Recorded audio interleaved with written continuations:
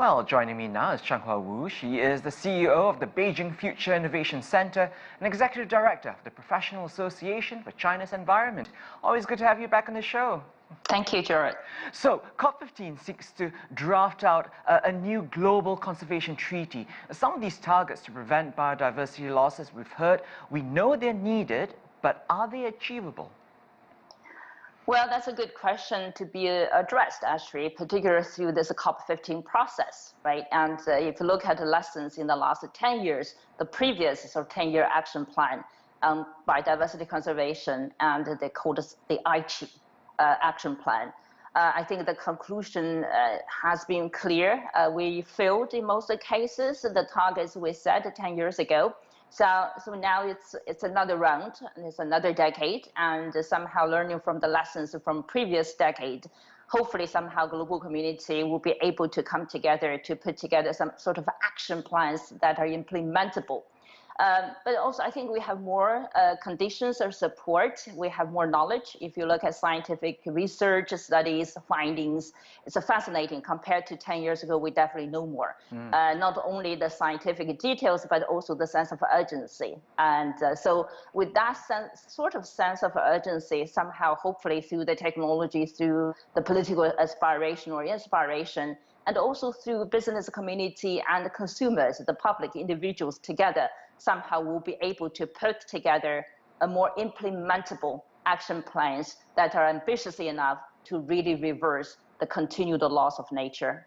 And I like that point you make about increased knowledge as well. But then though, Changhua, there's COP15 on biodiversity, and in a few weeks' time we've got COP26 targeting climate change. Some people just find this confusing. Should governments be viewing all of this as one? Because the issues are so intertwined and the goals ultimately all conflate, right?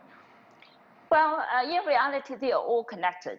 Of course, the entry point, the scientific perspective, probably from different angles, but somehow we are talking about literally one thing, which is about the planetary health, you know, the life support system of the Earth for human species, for humans, but also for other lives on the planet there as well. If you look at this week's agenda, high up on the priority agenda, their discussions around tables, whatever, is about climate change and biodiversity. The two are pretty much interconnected with each other. You cannot possibly separate.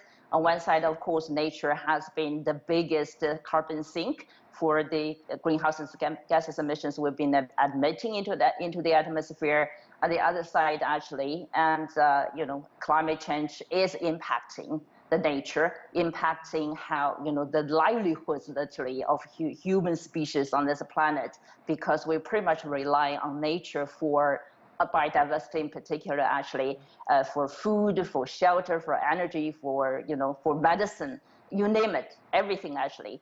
And it's also becoming, the biggest part of our economy, and it accounts for more than half of the global GDP, actually relying on the highly functioning biodiversity.